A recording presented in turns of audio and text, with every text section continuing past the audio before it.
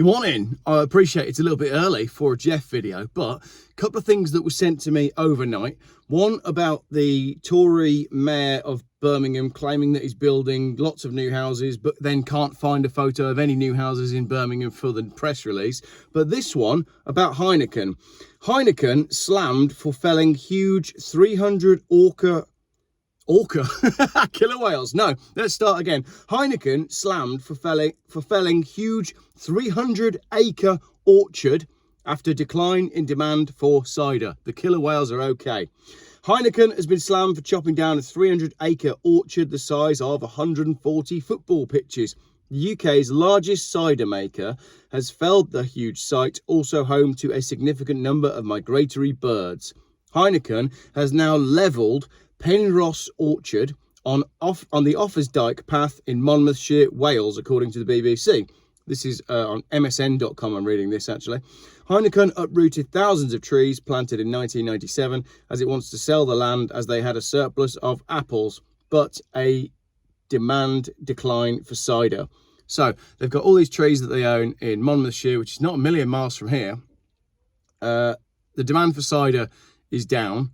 Cider had like a big boom a couple of years ago, didn't it? And everybody was on about drinking cider, but I've never really understood it myself, so I can't say that I contributed to this.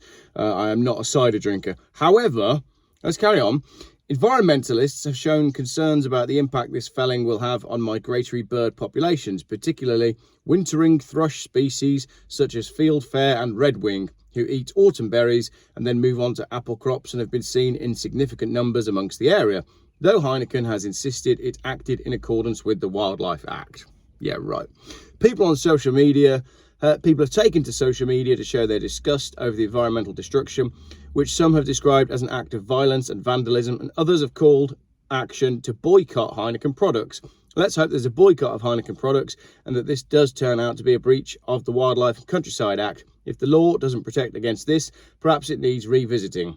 Someone else commented, I feel sick reading this. Horrific act of violence, our heritage gone. And one wrote, shouldn't be allowed to get away with it. Understandably, farmers cannot and have a lot of rules applied, yet large companies can do what they like. Where's the fairness and respect for wildlife?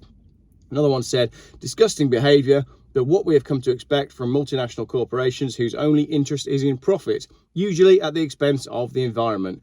British Apples and Pears has now published data highlighting struggles for the top UK fruit growers. The biggest data set ever released at one time by the industry. It reported that confidence in British apple growing is understandably low, with 70% of growers admitting they are less confident than they were a year ago, and almost half, 45% of respondents, said they've scaled back their future investment plans. 3% said they have a true partnership with the supermarkets, while 45% say retailers only care about price. It's more important than ever to find your local farm shop and support local products. The farmers are massively struggling, and without the farmers, we don't have any food. The farmers are getting no support from government, and government is hell-bent on cutting back on the amount of food that farmers are producing. So set yourself up your local network of supply now. Go and do your research. Find your local farm shop, find your local farmer, and ask how you can support them directly without going to the big supermarkets. The big supermarkets and the big brands, these big multinationals, their only interest is in profit. They're not bothered if there's no food. They're not bothered if they destroy the environment. They're not bothered if they pollute the environment. All they're interested in is money, as is proven by Heineken here. The immediate impacts of orchards not being replanted is the loss of British-grown varieties as well as biodiversity loss. The issues of trees has therefore been proving controversial. As the BBC report, the Welsh Government have been consulting on plans to ensure farmers must grow them on 10% of their land to qualify for an important subsidy scheme. This is another one of these farming schemes that basically says to the farmers, if you grow trees and wildflowers, we'll pay you more than if you grow food. But the problem is, we don't eat trees and wildflowers. We eat food. While ministers say this would help tackle carbon emissions, many farmers suggested the scheme was unworkable, with 3,000 protesting at the Senedd in February. I know, I was there. I was wearing this shirt. I think I might even have been wearing this t-shirt as well. However, the scheme is voluntary, so Heineken is entitled to cut down the trees on its land as it intends to sell it. It would be up to the next landowners to decide if they wanted to plant trees, if they want to use it as farmland. A Heineken UK spokesperson said in November 23, Heineken made clear its intention to sell Penrhos Farm in Wales, one of 2 apple farms the company owns. Over a number of years, the cider market has slowed and the yield of apples per acre has increased, leading to a huge surplus of apples. How do you like them apples? The bittersweet apples grown at the commercially farmed bush orchards in Penrhos have no other use than creating cider. I can't believe that for a second. Come on. Apple pie. In order to make the best use of the land to grow other crops, the bush orchards had to be removed. All the wood is shredded for biomass. Hey, and biomass counts as environmentally friendly energy. All the evangelists who are saying, well, you know, I run my car on environmentally friendly energy. Yeah, cut down apple trees. That's really good for the environment. All the wood is shredded for biomass and the bushes were removed in line with the Wildlife Act. We firmly remain a cider, beer and pub company. The cider market has declined over the last few years, but we are absolutely committed to investing in the cider category and returning it to growth. As the leading cider maker in the UK, over the last couple of years, we've invested millions of pounds into our cider brands, supported British agriculture and showcased the cider category. We continue to source all our apples from around 6,000 acres of orchards in and around Herefordshire, and will continue to do so. So despite the fact they've invested millions of pounds in cider brands and supported British agriculture in the cider category, now that it's not making any money, they can all cough.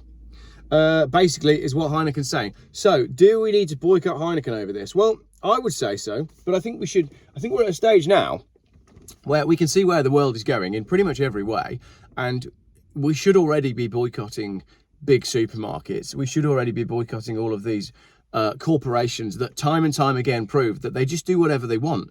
I mean, if you look at net zero and if you look at carbon and if you look at protecting the environment and everything that the government bleats on about, does cutting down 300 acres of orchard, it's quite hard to say that, does cutting down 300 acres of orchard really fit in with the environmental direction that we want to be headed?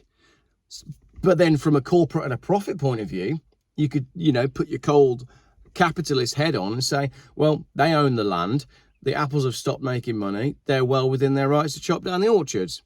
But couldn't they have, like, sold the land with the apple trees on it and let somebody else cut it down? You know what's going to happen here, right? I'll tell you exactly what's going to happen here. There's going to be some dodgy backhand deal that goes on now between Heineken and, where are we? Wales?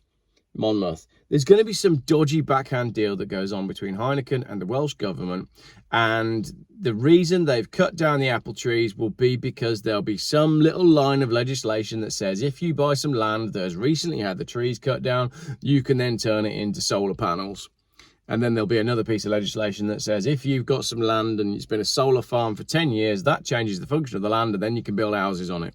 And then someone will make millions and millions and millions of pounds, and the only people that lose out are the people of Wales and nature.